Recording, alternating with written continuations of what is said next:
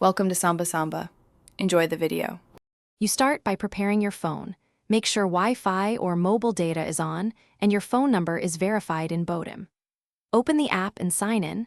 The app asks for permission to access contacts. Grant it so Botim can find matches. Once done, go straight to the Contacts tab. This step lets Botim show which numbers already use the service, and it speeds up adding a new entry into the app because you avoid duplicate manual entry.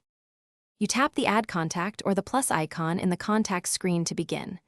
Enter the person's full name and phone number using international format, country code first, because Botim matches users by that exact string.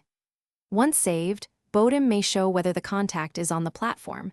If they are, you can start a chat or call immediately. If not, send an invite.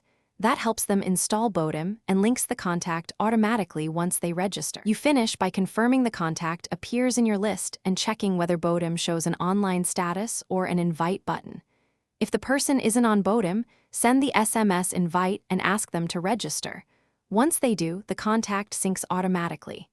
If the contact doesn't appear or shows incorrectly, make sure contact's permission is enabled in phone settings, then restart the app. If that fails, toggle permissions off and on again. This often forces a fresh sync and resolves most import issues. Thanks for watching. Consider subscribing if we helped you.